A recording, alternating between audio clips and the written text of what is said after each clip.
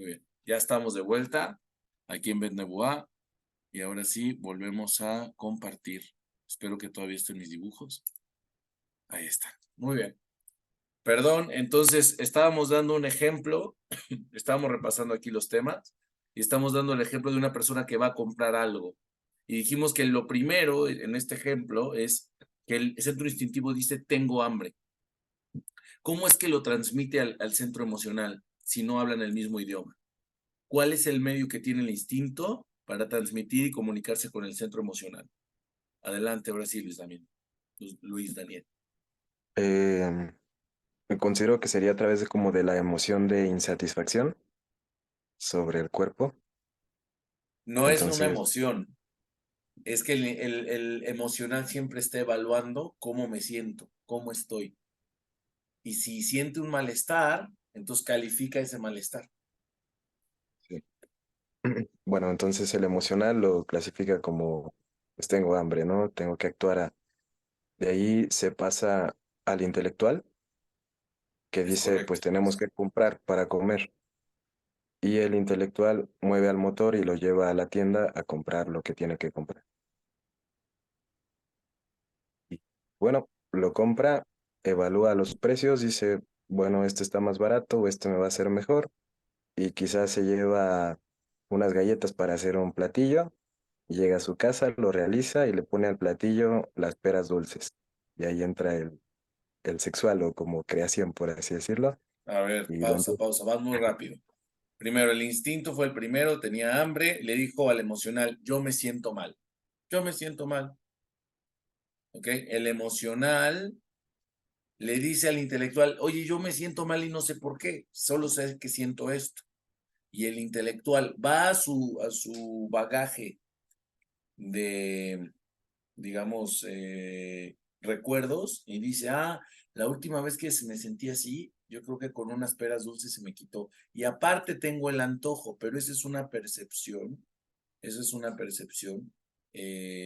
totalmente intelectual sobre los recuerdos y los estímulos. Por ejemplo, si estás de vacaciones en Acapulco y te acuerdas mucho que en ese Acapulco probaste un carpaccio increíble y pescado y así, entonces le dices, se me antoja un carpaccio de Acapulco. Pero si estás en Noruega, ya sabes que no hay carpaccio.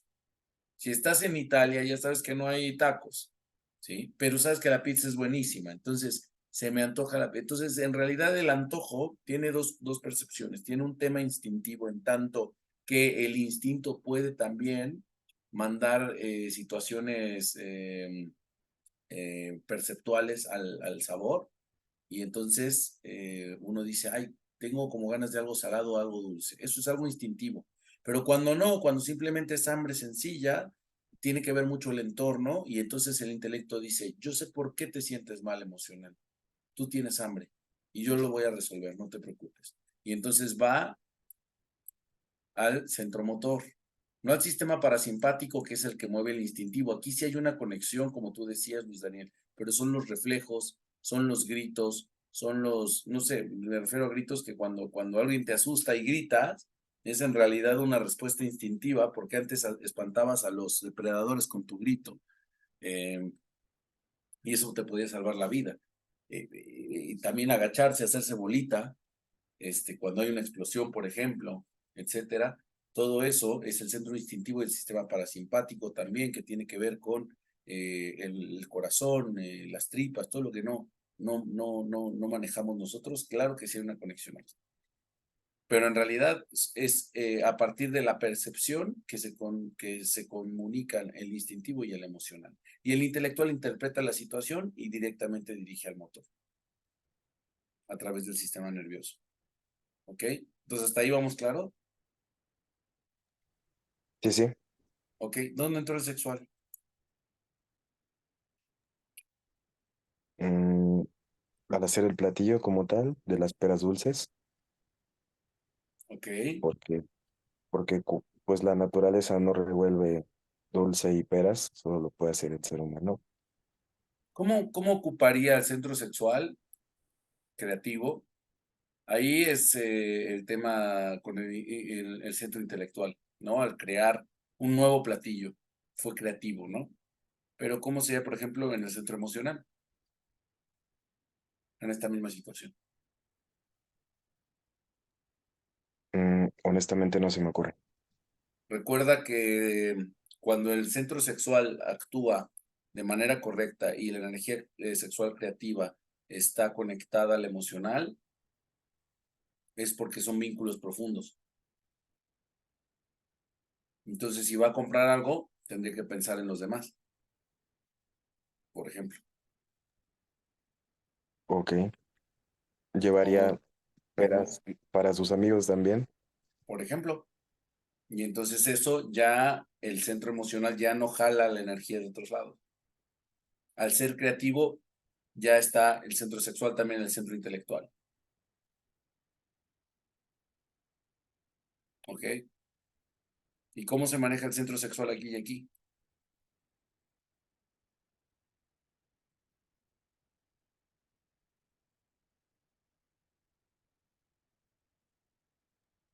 Mm, En el instintivo podría ser, no sé, no sé, quizá estoy interpretando mal como el emocional el instintivo, pero por ejemplo, hay ocasiones en las que tienes hambre, pero pues no es momento de que comas. Por ejemplo, si estás haciendo ayuno intermitente, entonces usas tu, tu motor sexual para quizá desactivar o no hacerle tanto caso a ese instinto como tal, pero creo que ahí está entrando el intelectual, no tanto el instintivo.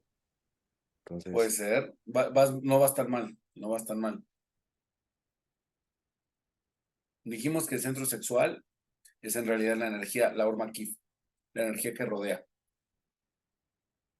que está trascendente. Y la única manera en que funcione bien el centro magnético es cuando los centros no se roban entre sí. Entonces, cuando está ordenado, entonces baja el centro sexual automáticamente. Para que no se roben, tiene que entrar el centro sexual. Entonces, a nivel intelectual dijimos que es la creatividad. Si eres creativo en tus ideas y empiezas a innovar, entonces el centro sexual automáticamente permea. Para meter las emociones es vínculos profundos, reales, sinceros. Usas las emociones de manera correcta. Tienes bondad. Y cuando tienes rigor lo haces por una razón auténtica, no por odio o por alguna recurrencia o que esté en tu mente. El instinto, junto con el sexual, tendría que ver con justamente hacer iscafia. Iscafia es poner por encima de tu deseo un tema de control. Por ejemplo, una persona que tiene mucha hambre decide no comer completo, porque está viendo objetivamente las cosas. Entonces, de esa manera el centro sexual permea el instinto, lo va acotando. Y en el centro motor es a través de dos movimientos, el centro motor fino y el centro motor, vamos a decirlo, no fino, por no decir cuál es la palabra correcta. Hay un centro motor fino y hay un centro motor que no es fino. Okay, el centro motor fino se arregla a través del arte, por ejemplo, de la minuciosidad en hacer algo, ir al punto más fino de todos y trabajarlo. Por ejemplo, estas personas que hacen barcos, ¿no? En una botella, eso afina su centro motor. Una persona, por ejemplo, que hace artes marciales, afina su centro motor. Pero el centro motor no fino también se alinea a través de acciones tan simples como hacer qué hacer, como lavar un plato, como hacer una labor a la que no está acostumbrada, como, por ejemplo, si no estás acostumbrado a, puedes decir, ok, mi regla es la siguiente, antes de entrar a mi auto voy a hacer 2 sentadillas. O cuando me paro de la cama, lo primero que voy a hacer es dar un salto. Eso afina el centro motor. ¿Por qué? Porque la estructura de la creatividad innova eh, a lo que el centro motor está acostumbrado.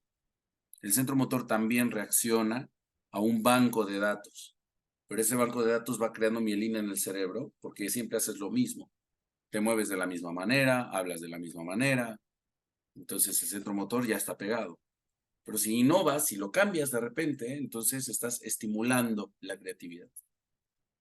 Cuando tú tienes el centro motor innovándose, es decir, que te mueves de diferentes maneras todo el tiempo. Digo, vas innovando a lo mejor cada año, ¿no? No te estoy diciendo que te inventes cualquier cosa. Gurdjieff, por ejemplo, decía que de niño se le grabó mucho de su abuela que le decía, no hagas lo que los demás niños hacen. Y el otro día llegó caminando de manos a su escuela y se sentaba al revés y brincaba en un pie cuando era de dos y cosas así. Todos venían de rojo y él venía de azul y siempre iba contrario, ¿no? Entonces, y sí, esa es la parte. O sea, Gurdjieff tuvo esa venia de que con ese consejo que se lo tomó muy a pecho, entonces estaba ¿qué? Estaba cambiando, estaba metiendo su centro sexual en los centros inferiores y eso le permitió también alcanzar un nivel de conciencia bastante alto, porque es el modo en cómo se trabaja el motor y el instintivo, ¿sí? Entonces, hacer las cosas de manera diferente. Si me cepillo con la mano derecha, ahora voy a hacerlo con la mano izquierda, ¿ok? Si voy a cocinar de cierta cosa, ahora voy a cocinar otra. Si le iba a poner tal cosa a mi platillo, ahora le voy a poner otro aderezo, por ejemplo. Adelante, Luis Daniel. Y, por ejemplo, hacer una rutina como tal también afina el centro motor porque, digamos, a mí me gusta mucho a veces seguir una rutina y quizá el fin de semana quitarla y cambiarla completamente. Es algo como que hago muy seguido. Yo toda la semana casi siempre como lo mismo, pero el fin de semana como algo distinto. Incluso como que lo disfruto más, por así decirlo. Primero tienes que hacer una rutina. Primero haces la rutina y luego la rompes. O sea, primero es, si dices, voy a levantarme todos los días a hacer ejercicio, levántate y haz ejercicio todos los días. Y ya que te acostumbraste y te das cuenta que ya hay una estabilidad, entonces rompes la rutina y la pasas a un siguiente nivel. Ese es el modo de trabajar. Motor instintivo. Tomar diferentes caminos a casa es otra manera general de trabajarlo. Y eso permite que el centro sexual se vaya afinando. ¿Por qué? Porque los centros no se roban entre sí, porque todo el tiempo están ahorrando su propia energía y están siendo un recipiente quíntuple para recibir la luz del recipiente, justamente. ¿Ok? Entonces, esa es la manera. Sí, se trata de hacer las cosas diferentes. Sí, se trata de cambiar. Si no has hecho A, entonces empieza a hacer B, ¿no? Por ejemplo, una persona que está en la mexicanidad todo el tiempo y que ya sabe las danzas y que sabe todo, ok, yo le diría, a ver, ahora vete con los sufis a aprender otro tipo de danza. Ahora vete con, qué sé yo, los de hip hop y aprende hip hop, ¿no? Una persona que solo hace baile le diría aprende artes marciales. Y una persona que es muy, muy ruda, como Bruce Lee, que tomaba clases de ballet, ¿no? Entonces, él conocía esto y entonces sabía cómo trabajar su centro motor y así es como se entra el centro sexual en el centro motor y te hace un Bruce Lee a un nivel, ¿no? El centro instintivo es lo mismo, ¿ok? Entonces, esa es la manera en cómo están funcionando los 5 centros.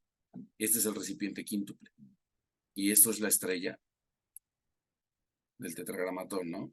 Esta estrella que vemos mucho. Esta estrella de 5 puntas son los 5 centros, es el recipiente quíntuple, ¿ok? Entonces, con esto terminaríamos el tema de los 5 centros. Bueno, terminaríamos porque igual estamos integrando todo cada día. ¿Ok?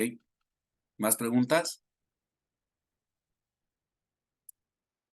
Por favor, en el chat o si quieren hablar. Quiero dar la bienvenida a Humberto. Es la primera vez que se conecta. Bienvenido. Gracias. Así que, muy bien, muy bien. Bueno, entonces vamos a avanzar. Hay un tema que ya hace tiempo quiero que empecemos a ver. Entonces, voy a borrar un segundo.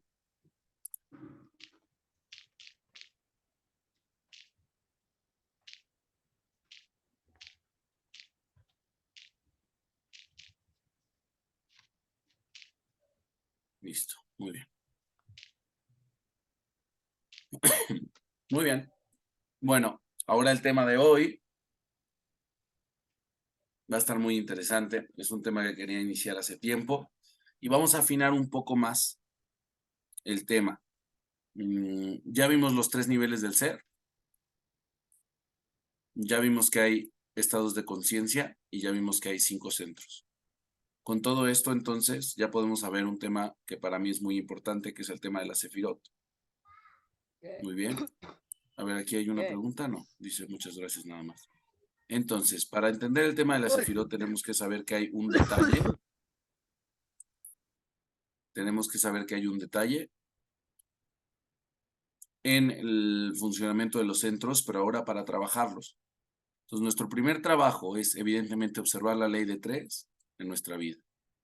El segundo es la ley de octava, comprender los intervalos cualitativos y cuantitativos. Después, saber observar la presión natural y trascendente.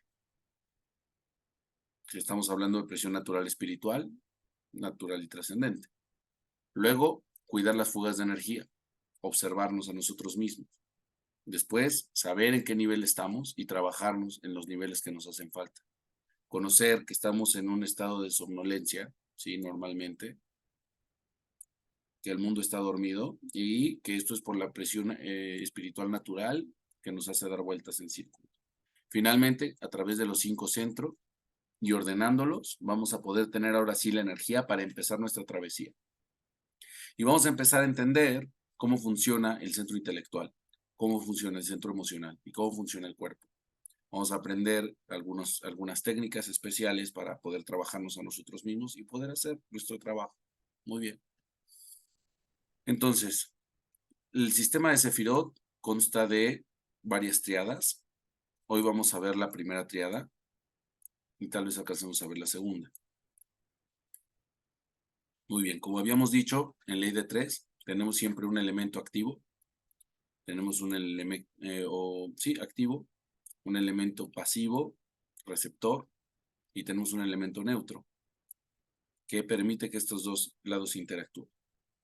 En el esquema del árbol de la vida, tenemos 2 columnas principales.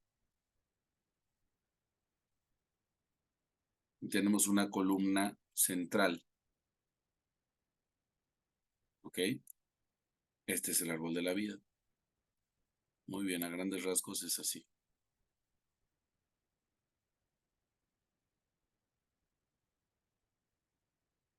Una vez que comprendamos esto, vamos a poder entrar de lleno en el estudio del ser humano.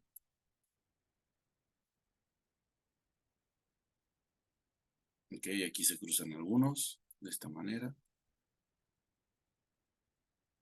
Aquí.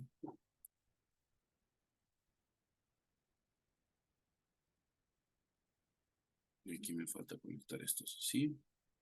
Y estos así. Muy bien. Bueno, a grandes rasgos es así. Parece que aquí también hay unas conexiones. Aquí me falta esta. Muy bien. Bueno, entonces vamos hoy a analizar lo que son las primeras 2 triadas. Entonces, primero hay que comprender la Sefirá de Keter, que es la corona. Muy bien. Ya vimos que hay un centro intelectual. ¿Cómo funciona el centro intelectual? Lo que hace es resolver las cosas para el centro emocional y propone cosas también para que el cuerpo en general y la conciencia estén en un bienestar. El centro intelectual tiene 2 funciones principales. Una es ir de lo general a lo particular y otra es ir de lo particular a lo general. Habíamos explicado los 2 toroides y cómo funcionaba el huevo áurico en general con la Merkabah, ¿no? Dijimos que había un flujo que va de la cabeza, que pasa por los órganos sexuales y después vuelve, y es un flujo de esta manera. Y después tenemos un flujo femenino que va al revés, va entrando por los órganos sexuales y se expande hacia afuera. ¿Ok? Muy bien. Entonces tenemos esas 2 funciones. A nivel perceptual y a nivel orgánico, tenemos 2 hemisferios cerebrales. Tenemos el hemisferio derecho que básicamente es nuestro hemisferio creativo, y tenemos el hemisferio izquierdo, que es nuestro hemisferio desarrollador. Ok, entonces aquí vamos a tener Jochma, y de este lado vamos a tener Bina. Ok, todo esto viene del hebreo. La Jochma se traduce como sabiduría. Ok, voy a poner sabiduría. Y acá voy a poner entendimiento. Muy bien. Tenemos Jochma, sabiduría, y tenemos Bina, entendimiento, y tenemos Keter, que es corona.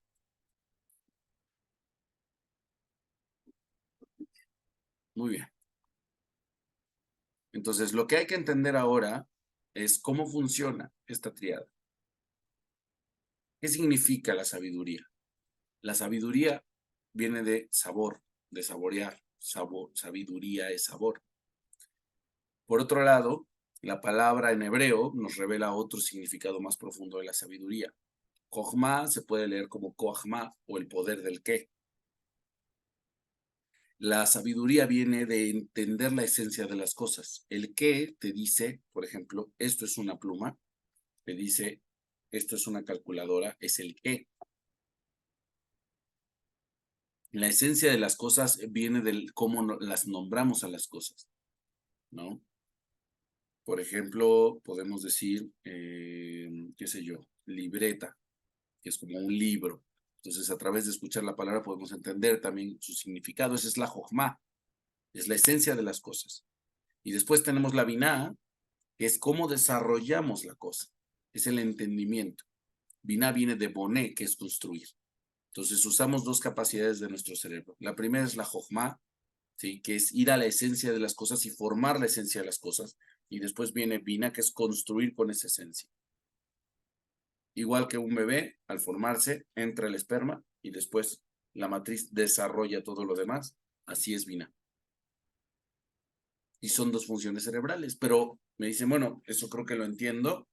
A nivel Jochma son los eureka, son las visualizaciones. Cuando una persona ya tiene mucha experiencia y mucha sabiduría en un área, nada más viendo las cosas se da cuenta. Un doctor ve y dice, tienes bastante virus.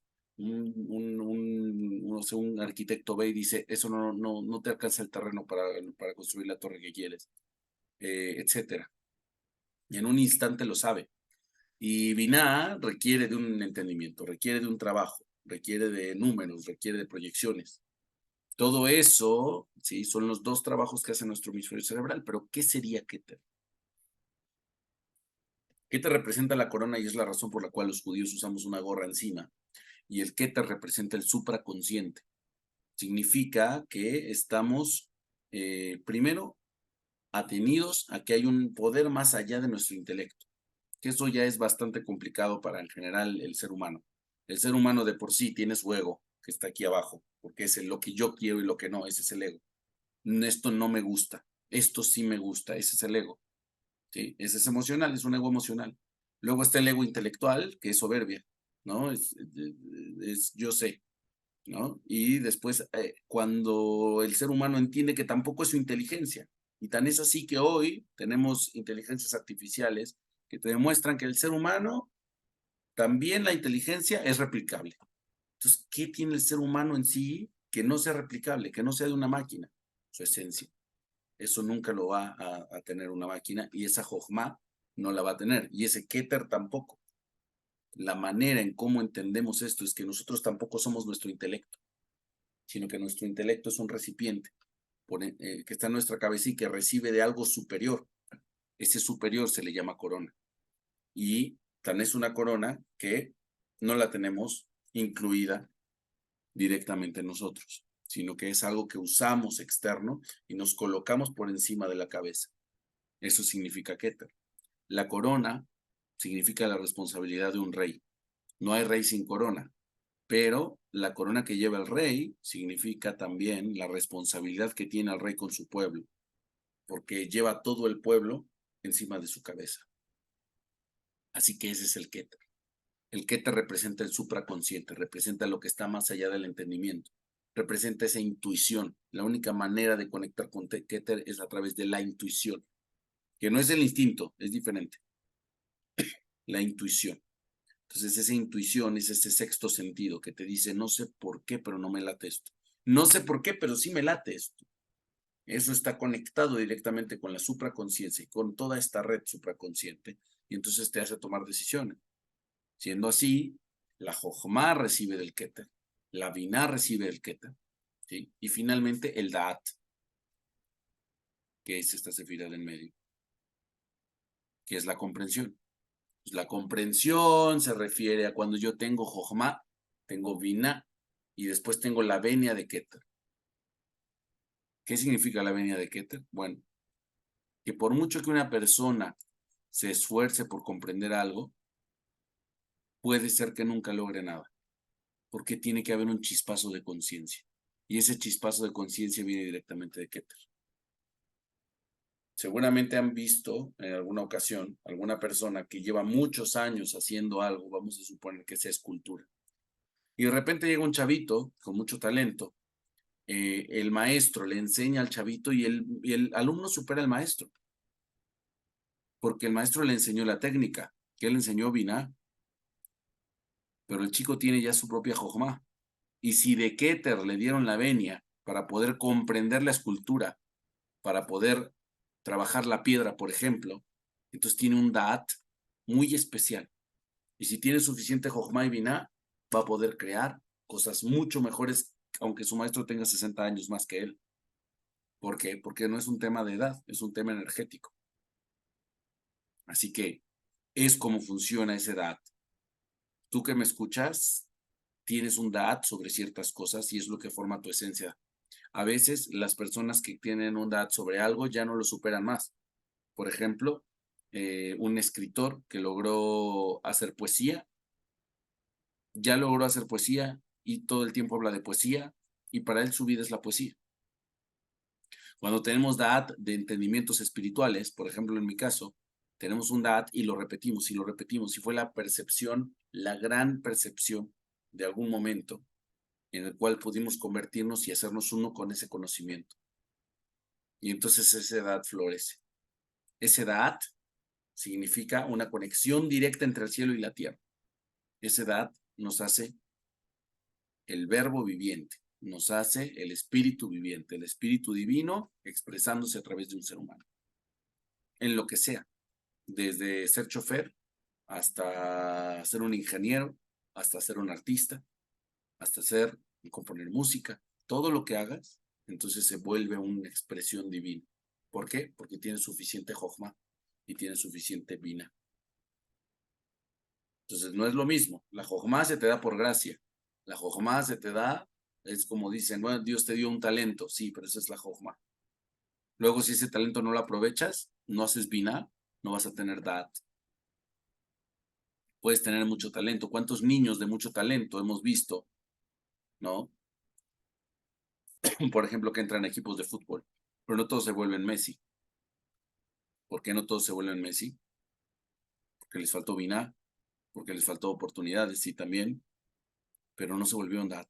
No se hicieron uno con el balón, por ejemplo, hablando de fútbol. Pero en cualquier área de la vida es así. Tienes que tener Jochma a través de preparar recipientes para ello y tienes que tener Bina, que es literalmente con lo que ya recibiste, te pones a construir. Y entonces recibes el DAT, te haces uno con ese conocimiento y recibes por completo de Keter. ¿Dudas?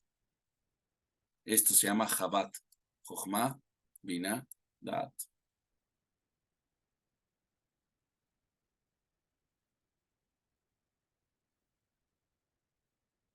Clarísimo. Ninguna, pónganme en el chat. Estamos bien.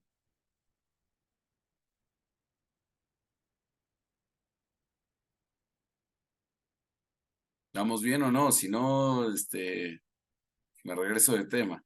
¿Qué sé yo? Pregunta. A ver.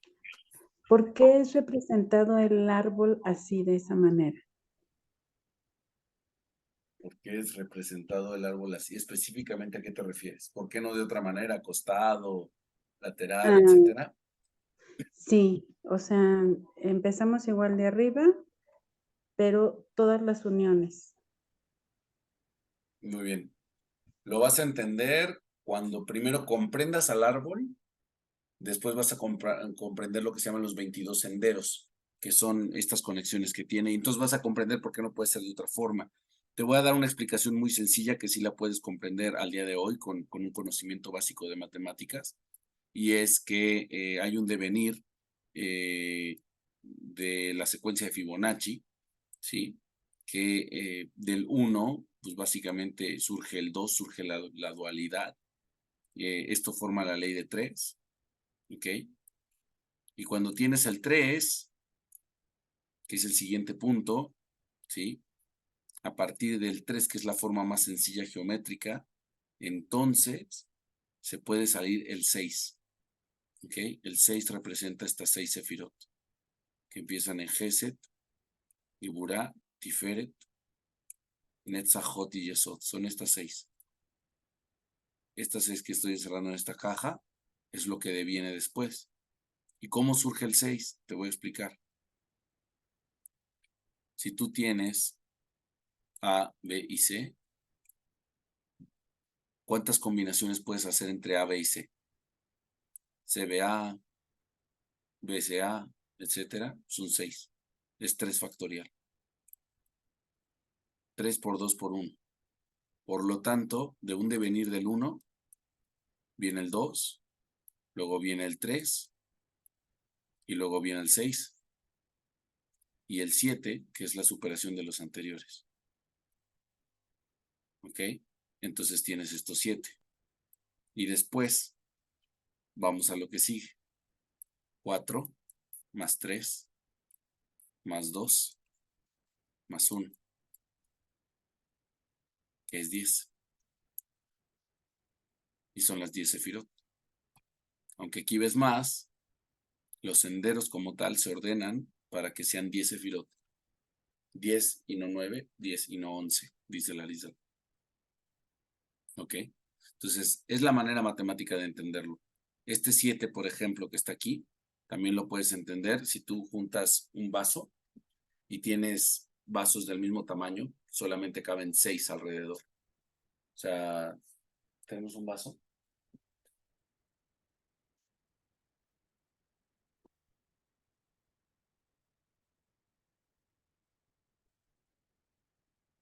Perfecto. Tengo este vaso de aquí. Y si yo pongo otros vasos alrededor de este círculo, pues solamente me caben 6. Es decir, la forma circular perfecta, en contraste con otros círculos sin invadir los espacios, forma el número 6 y en medio queda el séptimo. Así que son reglas matemáticas muy sencillas que funcionan en este mundo material, y eso te explica la estructura del árbol sefirótico. Por último, por ejemplo, la estructura del árbol de la vida, de la flor de la vida, te lo puedo explicar, ¿no? Bueno, aquí me trajeron un árbol de la sefirot. Y aquí está muy claro. Esa es la razón. Igual cuando profundices un poco más vas a entender por qué los 22 senderos de que conectan a cada sefira, ¿no? Pero a grandes rasgos está ordenado así, y si te das cuenta, pues tiene 3 columnas, ¿no? Son 3 columnas, columna derecha, columna izquierda y columna media. Perfecto. Sí, gracias. Bueno,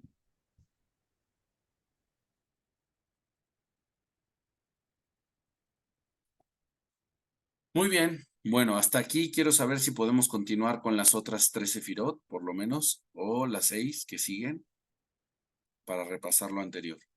O le dejamos aquí y mejor repasamos los temas anteriores, quien tenga dudas.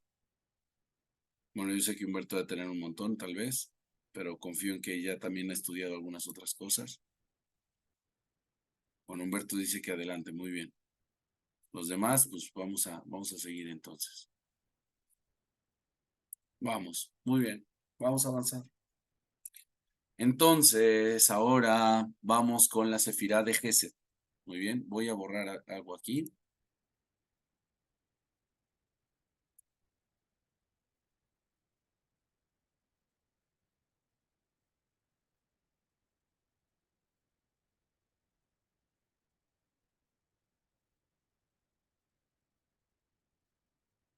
Muy bien.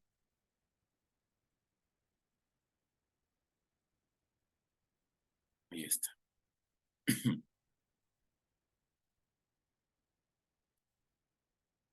Gesed. Gesed significa bondad. Y es la primera sefirá emocional. Son estas 6 sefirot, son emocionales. ¿Ok? Gesed significa bondad, igual está del lado de la columna derecha, significa que es un afirmante y luego el otro es reafirmante o activo y pasivo. ¿Ok? Entonces Gesed se expande. Gesed es el dar, es el dador.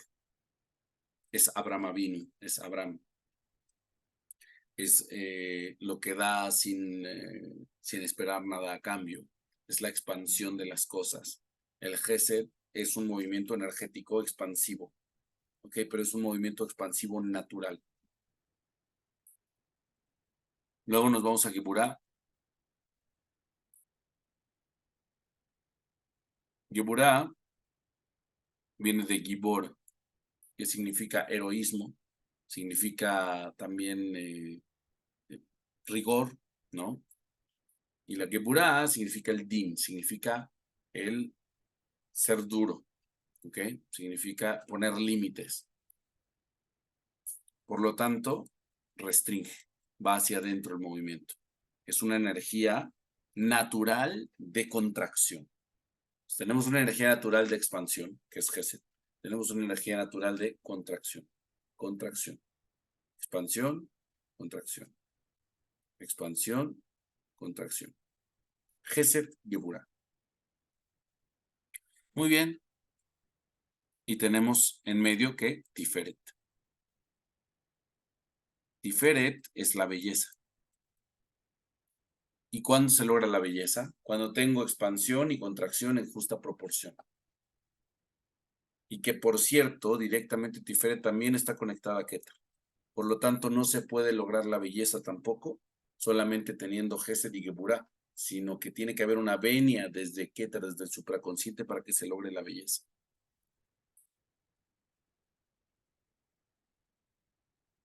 Dice Humberto que ya tenía un apunte del tema, maravilloso. Entonces, entendemos esta siguiente triada. Funciona igual, ley de 3. Gesed, activo. Geburá, pasivo. Y Tiferet está en medio. Ya entramos en el tema emocional.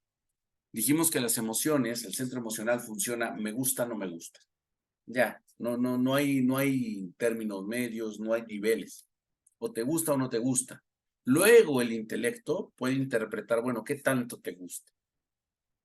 Y entonces el centro emocional puede decir, bueno, me gusta más esto y me gusta más lo otro. Pero es siempre desde un comparativo 1-0. Es totalmente binario el centro emocional. O te expandes o te estás contrayendo.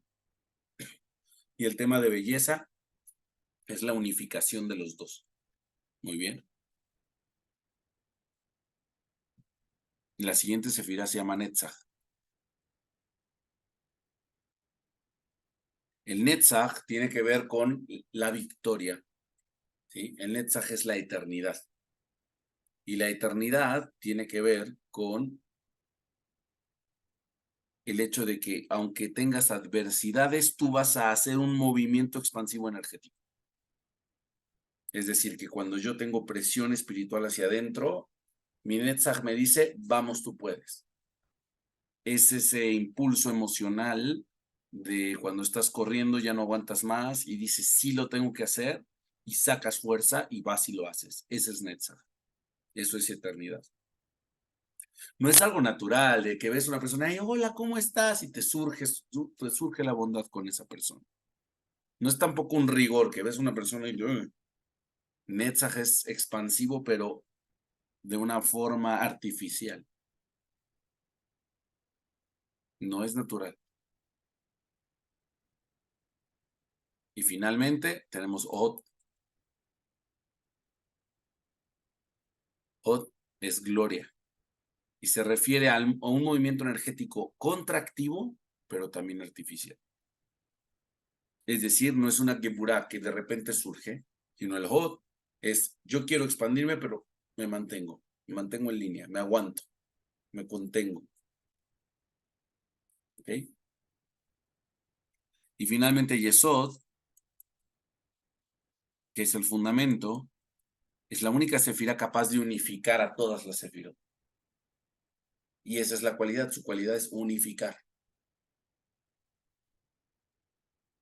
Sería algo así como una ONU o como una Liga de Naciones, pero la cualidad de Yesod es ser fundamento, y ser fundamento viene del Keter, igual de la columna media, y esa cualidad se llama unificador, se llama el unificador, se llama el fundamento, se llama el que puede unir realmente puntos que naturalmente no se unirían.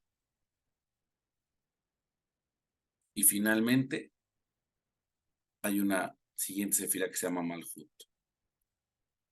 Ya para terminar de ver los temas, Malhut significa el reinado y no es más que esto, un recipiente transparente que puede mostrar cada una de las cualidades anteriores, a diferencia de Yesod.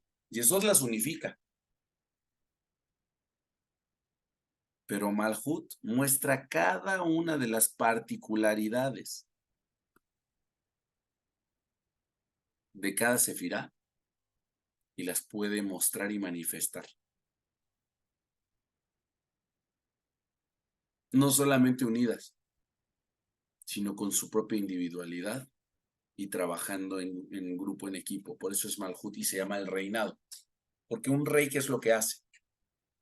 Un rey tiene un reinado, significa que hay una canalización de talentos de todo el pueblo, de tal modo que el carpintero hace carpintería, el joyero hace joyas, el consejero del rey hace su trabajo, el consejero del rey. Eso es un reinado.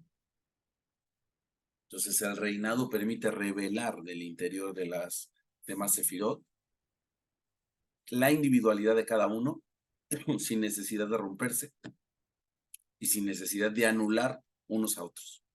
Esta es la cualidad de Malhut. Y esto está representado por 3 vestimentas que son pensamiento, palabra y acción. ¿Y qué creen? Que el pensamiento nos muestra el intelecto de manera transparente y nos damos cuenta. Creemos que pensar es muy normal, pero ¿cómo puede haber un recipiente que no modifique el intelecto y que aparte te lo muestre en una imagen? Se llama pensamiento. Luego la palabra, lo mismo. ¿Cómo es posible que podamos hablar y plasmar a través de la palabra, incluso comunicarnos con otros seres humanos? Es impresionante. Y la acción. Cada uno de estos niveles nos permite conectarnos. Pensamiento con los mundos espirituales. Palabra con otros seres humanos. Y acciones con el mundo material.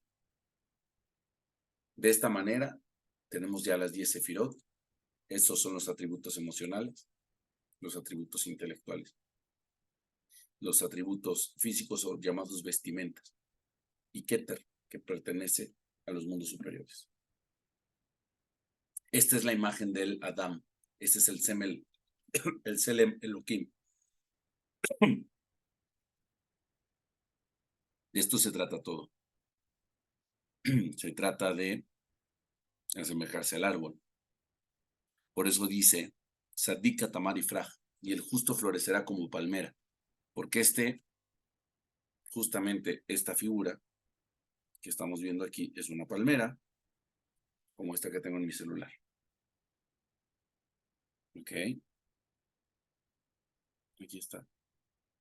Tiene sus raíces en lo alto y da dátiles en lo bajo, que son los frutos dulces. Así que esto es lo que representa. Es un conocimiento muy antiguo, originalmente sumerio. Después lo toma Abraham Avinu, lo rescata, lo desarrolla.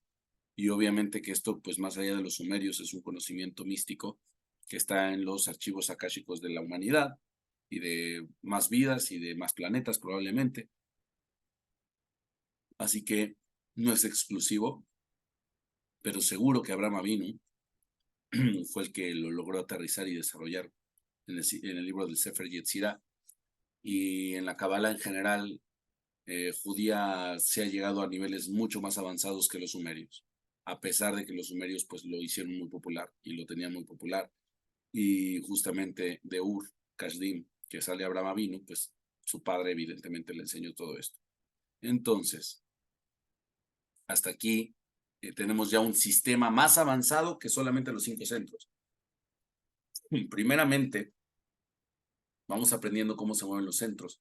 Para nosotros ir observando nuestras emociones, vamos a ir también teniendo percepción si somos demasiado duros, si somos demasiado bondadosos, ¿sí? Si nos falta un poco más de Netzach, de Hod, de Yesod. Y la coherencia entre nuestros pensamientos, palabras y acciones en sí mismas como vestimentas. Porque un Malhut bien hecho es transparente. Ahora sí, abro espacio para comentarios.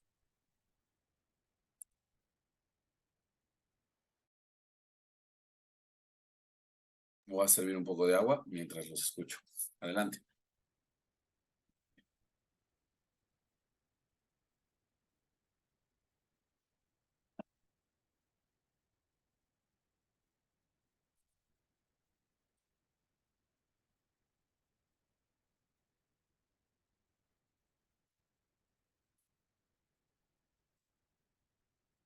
Nadie. Wow. Entonces les puedo pedir que me expliquen. A ver, Humberto, ¿qué viste de la Sefirot?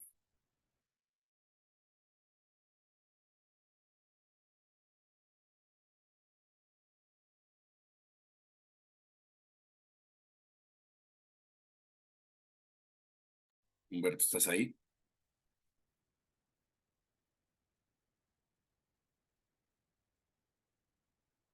Ok, listo, no es Humberto. Luis Daniel, explícanos la Sefirot.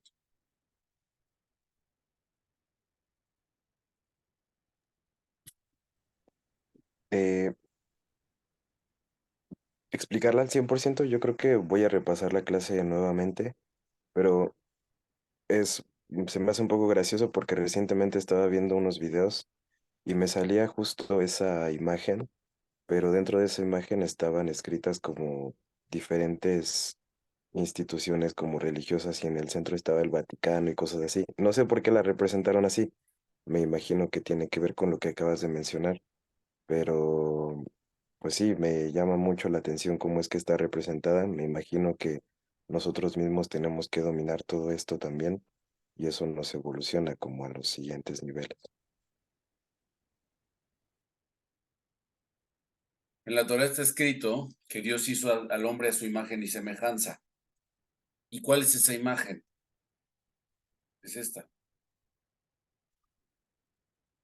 Cuando uno comete pecados, y lo pongo entre comillas, porque el pecado es algo que vamos a, yo creo que platicar después de entender el Etz Haim, después de entender varias cosas, hay que entender qué es pecado, hay que profundizar, porque a veces uno se imagina que pecado es matar a alguien o robar el banco, se imagina que eso es el pecado, cuando el pecado es algo, puede ser tan minúsculo como comerse un helado. Normal, ¿eh? No, no estoy diciendo envenenado, ni no. Y un helado kosher incluso. Y eso puede ser pecado. Entonces hay que ir mucho más profundo. Dice Humberto, leí hace poco en Adán y el árbol de la vida. Leí que la forma del árbol es un diagrama que se puede aplicar a cualquier organismo o sistema. Bueno, es el Tselem Elohim. Y el Tselem Elohim es la imagen del hombre. Cuando la persona entonces comete un pecado, esta parte de la imagen, digamos, se distorsiona. Y al distorsionarse la parte revelada, porque aquí no vamos a hablar de bien y mal, vamos a hablar de oculto y revelado. La parte revelada no puede manifestarse, se oculta. Y entonces, ¿qué sucede? Bueno, se queda rodeando nada más a la persona. Es decir, este huevo áurico, en realidad hay una orpnimi, una luz interior que está dentro de uno. La persona que está en un nivel bajo de conciencia seguro que tiene divinidad, pero la divinidad le rodea, no le entra. Y cuando la persona empieza a hacer un Tselem Elohim, entonces la divinidad que le rodea empieza a entrar en él. y empieza a habitar en él.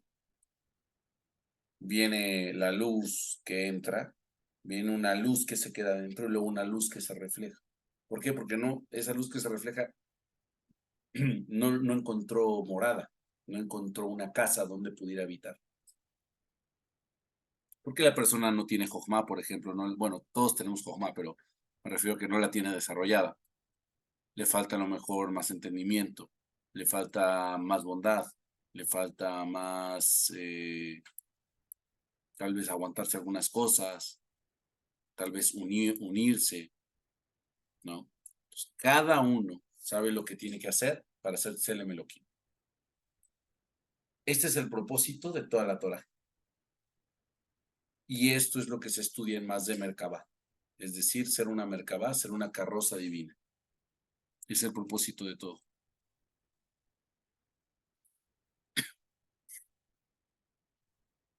Dice aquí Humberto, también vienen los 4 tipos de persona racional, la biliar, etc.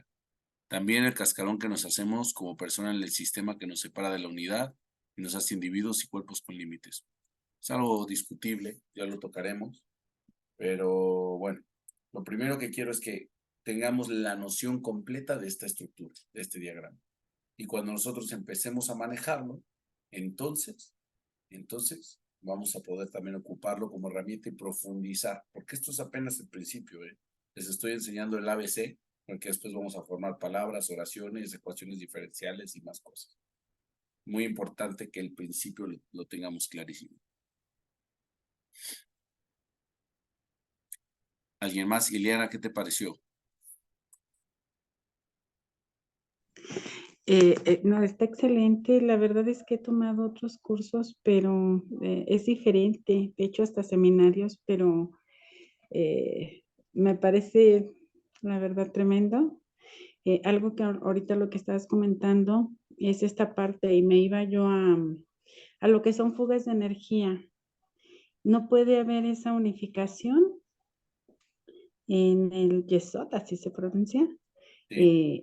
Si tenemos esas fugas de energías, es por eso tan importante que nos recomendabas que era básico entender estas primeras leyes espirituales que nos estabas dando, la ley de 3, la ley octava, la presión natural, trascendente, porque estás poniéndonos un espacio en lo que es positivo y negativo, y dentro de lo positivo viene la bondad, viene la comprensión, viene la belleza, viene lo eterno. Y en la parte negativa es, bueno, es el entendimiento, forma de trabajo, proyecciones, ponemos límites, pero hay una contención también. A mí se me venía la palabra prudencia, que a veces por eso también no podemos desarrollar muchas cosas o entorpecemos otras. No sé si es correcto, pero es con lo que voy a seguir estudiando el tema. Gracias. Me gustó y sí, poco a poco lo vamos a ir desarrollando. Esto se va a estar, yo creo que vamos a repasar desde fugas de energía hasta árbol de la vida, por lo menos un par de clases más, hasta que todo el mundo en este grupo lo pueda explicar por completo. ¿Sale? ¿Por qué? Porque si no, no podemos avanzar a lo que sí. Entonces, pues listo. Si nadie más tiene comentarios, Mijael, ¿algún comentario? No, pues sí, definitivamente hay que repasar un poco las clases pasadas y ya está para tener un buen conocimiento y entendimiento. Listo. Pues nos vemos entonces el próximo Shabbat. Disfruten, estudien mucho, llévense esta clase y pues adelante. Vamos avanzando. Gracias a todos y que tengan bonita noche. Gracias por tu tiempo, bendiciones. Gracias a Bye. todos.